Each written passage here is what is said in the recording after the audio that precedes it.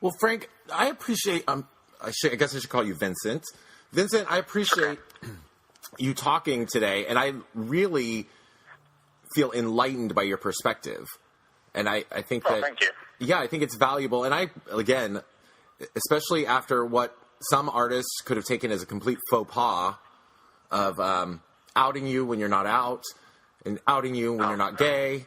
And, that could have been taken by some people as really, I don't know, offensive. And I appreciate not only you being so easygoing about it, but actually talking to us and talking to me even in the wake of that. Well, I would like to. My biggest thing that I try and learn now I'm in my 30s is to be less of a hypocrite, and I want to be as intellectually honest and balanced in everything. And I want to live in a world where we are post-sexuality, post-racial.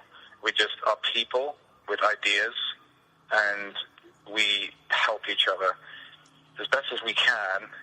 And the labels kind of disappear. So if I was to get a stick up my arse about someone accidentally, outing me, I mean, that doesn't say a lot for my principles. Well, I do appreciate that. And I think that, I think it's very interesting. I 100%, going back to our early conversation, I think that even within the LGBTQ community, that we are putting ourselves in such small boxes that it separates us more than it brings us together. That's a huge conversation that I would love to have, and especially, it's kind of sad being a heterosexual, and I'm talking about communities that, of course, I don't have any skin in the game, sort of, figuratively or literally speaking. But it is very true. I mean, I've been kicked out of gay bars for being straight. And what? And that. Oh yeah, it only happened like once, but it was just there. I think we need to have like an honest. I hate this phrase, conversation. I hate everyone saying we need to have a conversation. So yeah, but I guess we do need to have a conversation. Just because it was a less irritating word, but the first thing that confuses me as a heterosexual male that I am is like I'm confused by why gender and sexuality need to be so tightly knit together. I think that we need to there's this sort of minefield right now. I mean, as you just said, the LGBTQ. I think we need to just lose those labels because this group is eating itself in terms of these subcategories. It's what do we try? There needs to be an overarching goal. Not like a sort of a greater good goal, but like sort of where is the community trying to get to instead of, as you say, subgrouping itself at every level. And if you are subgrouping, why are you subgrouping? Is it? And this is the thing. The motives behind subgrouping is what slightly bothers me because I feel it's to try and. Someone wants to be more of a victim than someone else. It's like, well, yeah, you're just trans, but I'm trans, and whatever, and I'm da da da and da. And it's almost like a freaking game of poker. Who's got the highest hand? And I just remember when it just used to be fun. You know what I mean? And It's been so politicized now, and it's a freaking minefield. And I've just seen a couple of my friends. Oh, they're not friends anymore. But I've seen a couple of big people in the London scene. Just, I don't know what they've done. They just like completely smashed to bits. The whole it was fun, and they're on TV like saying a bunch of crazy stuff about things that they don't know enough about, and using being gay as the reason for saying really ignorant crap. Now I remember when it was the other way around. When a lot of straight people were saying a lot of ignorant crap, about gay people, and I think history can teach us a lot of lessons, and we need to just sort of be a bit more sensitive to each other rather than be like, well, you're not this and I'm that, and therefore you need to feel more sorry for me and go fuck yourself and all this. It's ludicrous. If you're gay, great. If you're straight, great. If you've got something between your legs, great. If you haven't, who cares? We're not living it. I think we keep on trying to claim that we live in a world which is constantly oppressing people. I'm not trying to oppress anyone. I'm a white cisgender male, and I'm apparently the cancer of the earth, according to most media outlets. And I think if you keep on saying that kind of stuff, people are going to believe it, and they're going to believe they're victims, And people, we were talking about musical enclaves and people just sort of in the mind ghetto. People won't go and do the research to prove. Otherwise, if, a big media corporation is saying, no, this, they're going, yes, you're right. And then they're not doing any research. And that's just like the music. If you're not doing any research, you're not learning anything. And, that's what's so great about what you're doing is you're trying to create a resource for people to speak about stuff they know about. And that's why I will only say that much on the subject, because I'm not fully educated and I'm not articulate enough. But it's just the kind of things I've noticed in the last 10 years and how it's changed. Well, what I can say, and again, this is coming from another white cisgender individual and I honestly don't even like the term cisgender, and I've never said that on this podcast, but I don't like it. I don't understand. I'm not going to. You talk about a landmine and a minefield, and that's one of them that I've sidestepped for 2 years. I'm not going to go into it now, but it's so weird. I totally agree. I mean, I had someone say to me, "So how do you feel about your gay fans?" And I was like, "What does that mean?" Like, I don't care if they're gay. You care if they're gay. I don't. You care that I'm straight. I don't. It's just so. It's very, very interesting to me, because I don't, if we're living in a world of sexual harassment, the first thing I don't want to know is your sexuality. Because I shouldn't be concerned by your sexuality, should I, if we're all sexually harassing each other?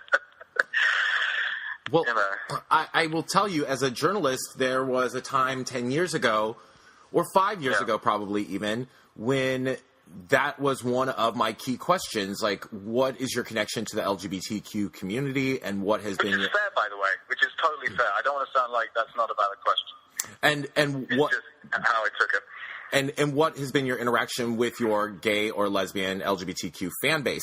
Now, the reason that was more common for me a decade ago was because as a journalist, I would often interview artists who had, for example, a limited connection with or interaction with the LGBTQ community, and that was the one place of commonality that I could find, like their following, their support, and totally fair. And what has thankfully happened as my career progressed and over time is that, first and foremost, I think that with the rise of the internet and with the way society is evolving, people have become more socially conscious to LGBT-related issues, so their fan base is not necessarily the only thing one has to talk about. Secondarily, people have often, that I pursue for interview, generally have either spoken out about or been actively associated with people within the LGBTQ community.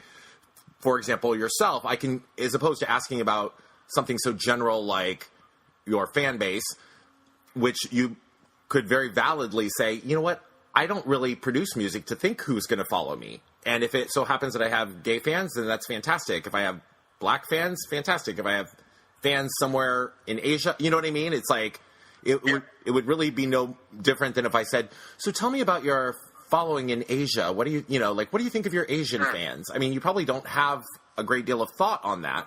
Which is funny. Ironically, I do, but I won't, because I had a hit in China by accident, and I found out about my sort of Chinese fans. That's the thing with Asia, but that's the thing.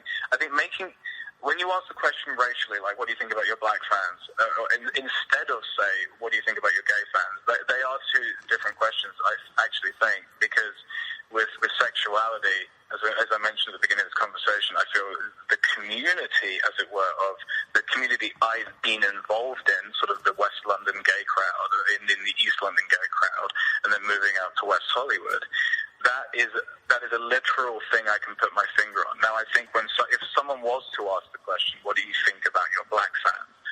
I'd be like, well, which ones, from which country? That to me, that is way more broad. And I don't even think it's like an edgy question or anything. It's just racially defining people in that question. It's so vague. That's all it is, really. It's like, I mean, if you do ask me, like, what do you think about your black fans from the Hamptons?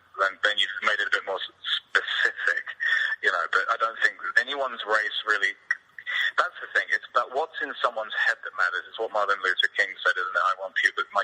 judged by the content of their ideas, not by the color of their skin or whatever. And that's what needs to happen. I think the one thing I'd like to see, and I didn't really ask a question about this, but I'm still waiting for someone to give me a solid answer. Now, my uncle, back in the day, I think in the 70s, he had a sex change in the 70s, right? This isn't like, the world that we're now living in of, Jenna, whatever her name is. I'm talking like, what? Caitlyn Jenner, right? I'm talking about the 70s when no one gave a crap, and it was like space technology if you were having any surgery like that done. Andrew had the surgery, and then lived his life as a lady, and lives in the south of France with his wife, her wife, right? So I grew up always knowing I had a trans uncle who I'd never met. I've never, to this day, never met. And so I knew about transgenderism from the age of 5 years old. And I had to learn that my uncle removed his genitalia to then still be married to a woman. That's when I realized that the LGBTQ, the T needs to be its own thing. Because I think lumping sexuality and gender identity together is a really silly thing. And I think back 10, 20 years ago, it made more sense because just having any sort of community helped. But I think when we're in this minefield territory, it's okay, well then let's deal with this as its own thing, because guess what? The T has its own array of letters after it now anyway, in terms of the different types of T you can be. So let's be very specific here. And I know that we were saying that we just want to get past it, but the one thing that's not happening is the conversation isn't being. There's no transparency in the conversation. I tried to have a conversation with someone, Monroe Bergdorf, a few years ago about the trans thing, and I got sort of thrown under the bus for even daring. It's like I shouldn't ask. You shouldn't need to know it. So, well, then what are you fighting for? If I'm not allowed to ask if you're a male or a female, then what are you fighting for? And and I'm not trying to offend you when I ask that. Just like if someone asks me about my accent, I'm not going to be childish enough to say, "How dare you ask me if I'm British?" Or as most people would say in America, Australian. It's. You sound very definitely British, by the way. You should come to America. And it's funny because then when I go back to England now, they think I sound Australian, which is fucking bizarre to me because I think I sound very British. But obviously, there's some kind of twang that happens now and then that I'm not aware of anymore. But yeah, anyway, it's because I care very much about this community, as it were. I don't want to see the community eat itself alive with its own sort of hierarchy of victimhood, and I don't want any of these people to be victims. My uncle / auntie, could have married a woman as a man. So his sexuality did not change, and his sexuality's got nothing to do with his gender. And he did it when it wasn't cool to do it. And I think that's the other dangerous thing that we're entering now, is people getting into this community for the wrong reasons. Just because I hang out with gay people all the time doesn't mean I need to have sex with them. And there's a lot of people who claim to be gay to further their careers in the entertainment industry. It's all about sexual harassment, sexual exploitation, and self-prostitution, exploiting, a community like that. It's crazy. There's so many aspects to it. There's so many ways to look at it, and we're just being so vague. And everyone just wants clickbait. Everyone just. This is the other. We're not. What you're doing is great because you're letting me speak unedited. Whereas if you look at a lot of these media outlets, they're just looking for that one hot button phrase, that one statement. And they're making the statement the point rather than the statement being part of a broader point. Right. And that's got to stop. And it was interesting that you say that because when you're speaking, I am legitimately sitting here thinking what he is saying is going to be taken out of context by people. Oh, yeah. And he's going to be in deep shit. He's gonna get himself in deep shit. Yeah. No, I don't care because the one thing that happens in this new world that we live in. Don't forget, I live in Hollywood, so I am at the precipice of the cultural revolution that is currently going on within the LGBT community, and A, sorry, there's always a new letter being added. There's also I and several A's, but go on. Yes, and I live right next door to Canada as well, which is now, it's illegal for you to misgender someone incorrectly. And I could have theoretically sued I was in San Jose the other day, and I was in a CVS, which is like a sort of a, it's a drugstore. And right, a Walgreens type thing. Yeah, and I said, do you have a bathroom? And the nice South American chap said to me, sorry, that the men's bathroom is out of order. And I walked out, and there was part of me that was like, I could theoretically walk back into this CVS right now with a lawyer and sue them for misgendering me. Because I could have turned around and I could have said, with a beard, and looking the way that I do, and said, I'm a woman. And that man has no idea what I'm talking about. I guarantee that man has no idea and what would happen in that situation. And that's the world that we live in right now. And we're not having a serious conversation about this. I could have sued a pharmacist for not letting me use the women's bathroom if I wanted to play that game, that very dangerous game. And we're not allowed to have the conversation. What I'm saying right now is literally like throwing dynamite in a firework factory. And that's ludicrous. Because if you keep on barricading off things that we can't talk about, no one cared that my uncle is a woman now who's married to a woman. No one cares. And no one should care. But if you keep on making subject matter sort of this forbidden thing that we can't discuss, and then when you do discuss it, you just turn into a mindless, screaming, shrieking lunatic, like with the sort of how dare you, and you just start throwing the ists and isms at the person, bringing up a point. You're not having an honest conversation. And that's one thing that annoys me about the pop music industry. None of these brave, strong, like Taylor Swift, etc., saying she's not going to put her music on Apple Music, and they're saying the fact that she gets thrown under the bus because she doesn't talk about right-wing people or whatever, and now apparently she's a Nazi sympathizer. This is how easy we have it in the West. These are our problems. Like, these are the fake problems that we're making up for ourselves. This is the world that we live in, where we're complaining about dumb shit. About literally, I'm so proud of the man that I've never met, Andrew, who's now Joanna, sorry. He didn't ask for any help in transitioning. He didn't make a big deal out of it. And that was in the 70s, and then through the 80s and the 90s, and then the 2000s. And he's now, it basically looks like a grandma, from what I've seen in photographs. And that's where we should all be. It's like, just get on with it. Life's shit. Life is hard. We're not all equal, and we need. And that sucks when you say that to people. It's like, yeah, if we were all equal, the world would be so fucking boring. And life is a struggle. So people need to just, fucking.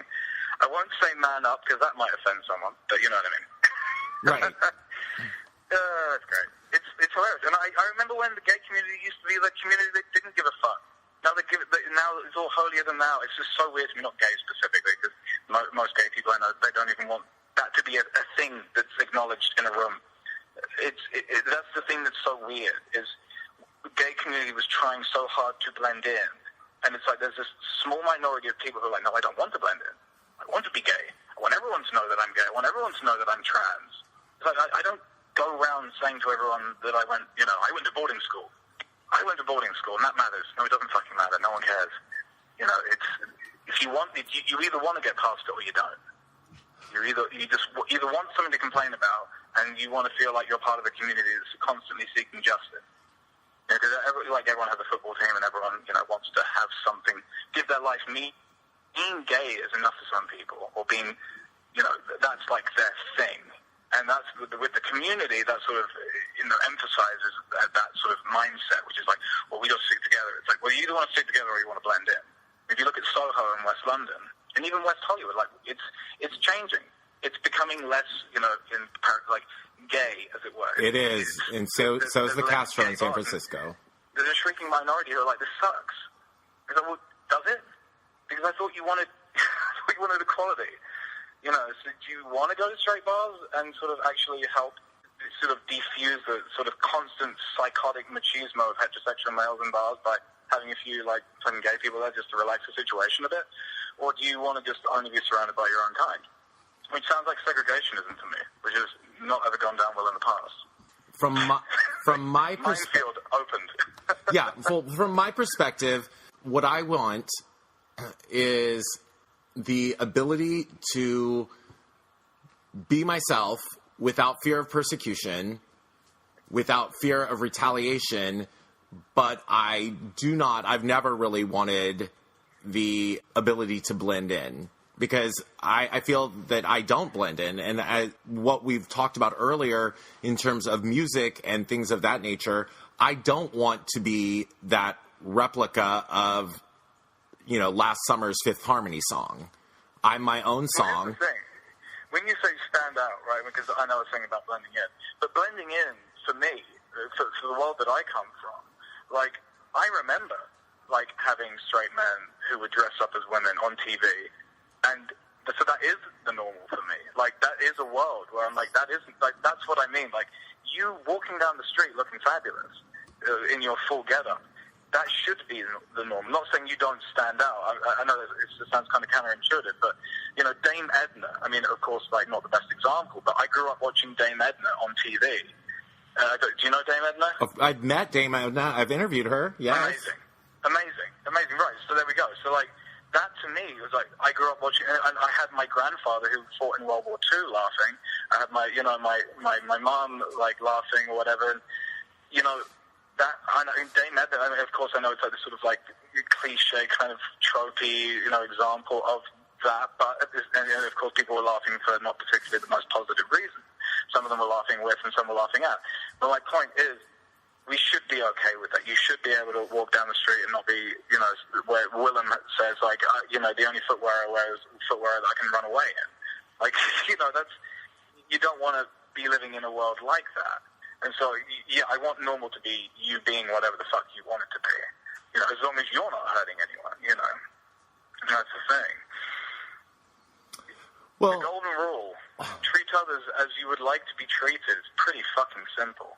Oh my God, and I say that all the time, and it's the basis of every religion, so, really, honestly. So, well, I really do appreciate you talking today, and we just eked out another 20 minutes of conversation. I think it was Christine who set this up for us. Yes. So, when she asked, presumably she asked... yes, she will be she's my partner, so... Yeah. So, when she asked about how long, I said, probably 20 to 30 minutes, and now we've gone triple that, quadruple that. So, I appreciate you taking the time to talk, and as I said, it's been very enlightening, and I'll keep my fingers crossed for you that the blowback from what you've had to say will be minimal. So. Okay, if anyone's offended, they can talk to me, or they can block me. I don't really care. And I'm gonna also you shouldn't care either. I'm also gonna tweet you that Taylor Swift cover that I mentioned. Just yes, please. I would love your thoughts on it. Just your feedback. Well, thank you, Vincent, for talking. I appreciate it, and I look forward to seeing what's to come from you and building a rapport so maybe that you can come back in the future and talk about your new angst. Absolutely. I'm full of angst, so there's always something to talk about. That's wonderful. I appreciate you taking the time and asking some sensible questions. All right. Thank you so much, and have a great day. And you. Bye-bye. Bye.